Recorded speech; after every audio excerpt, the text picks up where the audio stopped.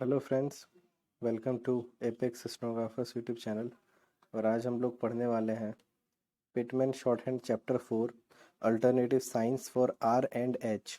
अब जैसा कि आपको मालूम है, आर और एच दो कॉन्सोनेंट्स हैं और इन दोनों के लिए हम लोग दो स्ट्रोक यूज़ करते हैं। फॉर एग्ज़ाम्पल हम लोग आर को दो तरीके से रिप्रेजेंट करते हैं, एक डाउनवर्ड आर और एक अपवर्ड आर।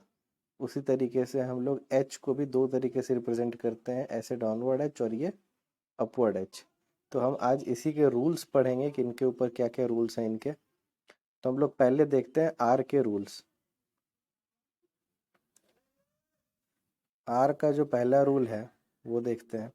आर का पहला रूल ये कहता है कि हम लोग हमेशा आर को डाउनवर्ड लिखेंगे अगर अगर आर के पहले कोई भी वॉवेल का यूज़ होता है तो। अब मान लेते हैं हमारे पास है और वर्ड लिखना है हमें, और लिखना है, ओ आर ई, और। तो ये ओ का वोवेल आएगा और ये डाउनवर्ड आर आएगा, क्योंकि आर के पहले यहाँ ओ का वोवेल है, इसलिए डाउनवर्ड आर आएगा। अब मान लेते हैं हमें रोड लिखना है, तो हमने आर और डी लिया और आर के बाद ओ का वोवेल लगाया। तो यहाँ पे हमने अपवर्ड आर लिया, क्योंकि यहाँ आर के बाद वोवेल आ रहा था। तो पहला रूल ये कहता है कि अगर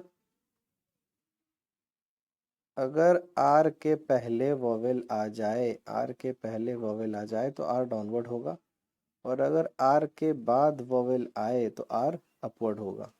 ये पहला रूल था आर का।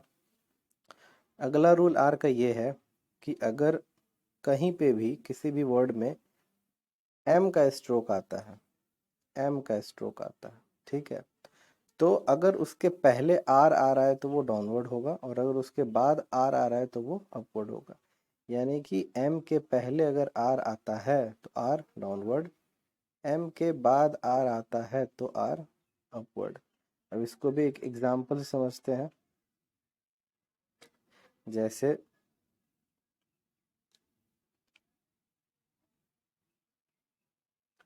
जैसे रूम, ठीक है, ऊ का वोवेल मैंने एम पे लगा दिया क्योंकि थर्ड प्लेस का वोवेल है।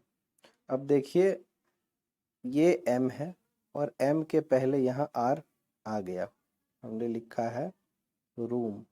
तो यहाँ एम के पहले आर आ गया, इसलिए आर कौन सा हमने यूज़ किया, डाउनवर्ड यूज़ किया।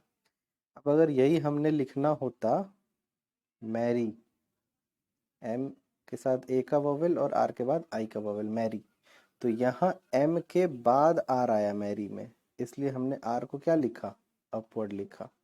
ये दूसरा रूल था आर का। अब ये रूल भी एक बार और समझ लीजिए कि अगर एम के पहले आर आ जाएगा तो आर डाउनवर्ड, और एम के बाद आर आ जाएगा तो आर अपवर्ड। ठीक है, अब इस दोनों का एग्जांपल मैंने दे दिया आपको। चलिए आगे चलते हैं एच के रूल पे। एच का रूल, एच के भी दो रूल्स हैं। पहला रूल एच का है कि अगर एच अकेला खड़ा है, अगर एच अकेले है, सिंपली एच है, जैसे हे, ठीक है, तो एच हमेशा डाउनवर्ड बनेगा। और अगर एच के बाद के या फिर जी का स्ट्रोक आ रहा है तो फिर एच डाउनवर्ड बनेगा। जैसे हमने लिखना है हुक, तो हमने ये ऐसे लिखना है हुक, ठीक है। और in rest of the cases बाकी में एच अपवर्ड बनेगा। तो अगर एच अकेला है, या एच के साथ कोई वोवेल है, या फिर एच के साथ के या जी का कॉन्सोनेंट है, तो एच हमेशा डाउनवर्ड बनेगा, और in rest of the cases H हमेशा अपवर्ड बनेगा। अब आप ये कह सकते हो कि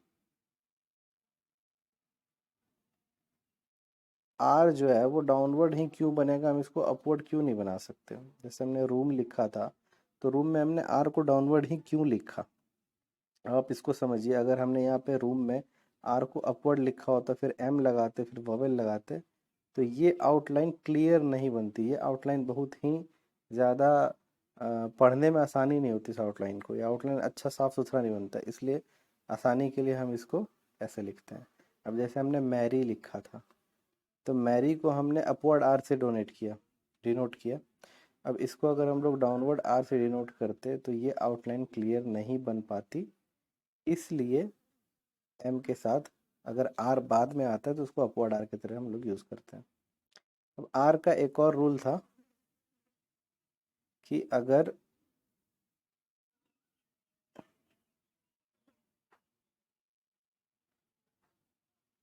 शायद मैंने वो रूल बता दिया है, तो चलिए आगे बढ़ते हैं। अब कुछ ग्रामर लोग्स हैं वो देख लेते हैं। ये कुछ ग्रामर लोग्स हैं, ये आपको याद कर लेने हैं और इसमें डिफरेंस भी समझना है। जैसे ये पुट है, ये पुट भी सिमिलरली लिखा गया है जैसे टू बी लिखा गया है, ठीक है। डिफरेंस ये है कि पुट लाइट है और ये टू बी डार्क है, तो ये डिफरेंस को समझते हुए आपको लिखना है। जैसे ये डू है, ये डार्क है, और ये इट है, ये लाइट है। तो बस ये बहुत ही बारीक बारीक से डिफरेंसेस हैं, आप इसको बार बार लिखिए और इसको याद कीजिए, क्योंकि जब आप सेंटेंसेस बनाएंगे या डिक्टेशंस लिखेंगे तो उस समय ग्रामर लोग से ज़्यादा इस्तेमाल होते हैं। तो इसको आपने बार बार लिख करके याद कर लेना है, इतनी बार लिखना है कि ये अच्छे से याद हो जाए और इसमें बिल्कुल भी डाउट ना रहे कि कौन सा डार्क होने पे क्या होता है, लाइट लिखने पे क्या होता है। चलिए आगे बढ़ते हैं और एक बार इसको समरी देख लेते हैं। ये रहा समरी। समरी में ये हमारा पहला रूल कह रहा है, the consonant R initially is written downward if a vowel precedes and upward if a vowel does not. और ये दूसरा वाला भी वही चीज़ है, ये दोनों एक ही चीज़ बता रहे हैं। ये बता रहे हैं कि आर अप डाउनवर्ड लिखा जाता है अगर इसके पहले वोवेल हो, और आर अपवर्ड लिखा जाता है अगर इसके बाद वोवेल हो, ठीक है। तीसरा रूल देखते हैं। तीसरा रूल एम से रिलेटेड है कि अगर एम है, एम का स्ट्रोक है, और एम के पहले अगर आर का साउंड है तो आर डाउनवर्ड होगा जैसे रूम में हो रहा था, और अगर एम के बाद आर का स्ट्रोक आता है तो आर अपवर्ड होगा जैसे मैरी में हो रहा था, ठीक है। चौथा रूल देख लेते हैं। चौथा point, the consonant H standing alone और फॉलोड बाय के और G is written downward, in other cases the upward form is written. ये भी वही चीज़ है कि एच अगर अकेला है तो डाउनवर्ड होगा, ये एच के बाद के और जी है तो डाउनवर्ड होगा, और in rest of the cases H हमेशा अपवर्ड लिखा जाता है। तो यही था आज के चैप्टर में, इतना ही। ये चैप्टर हो गया ख़त्म, chapter 4 alternative science for R and H. इसमें आप लोगों को करना ये है कि आप लोग ने चैप्टर 13, ये वाला 14, 15 और 16, ये सारे चैप्टर्स आपने बना लेने हैं पीछे आंसर की देख के अगर दिक्कत हो तो। और उसके बाद हम लोग अगला वीडियो बनाएंगे डिप्थोंग्स पे, तो फिर आप वो देखिएगा। और अगर वीडियो पसंद आए तो लाइक सब्सक्राइब कर दीजिएगा। Thank you.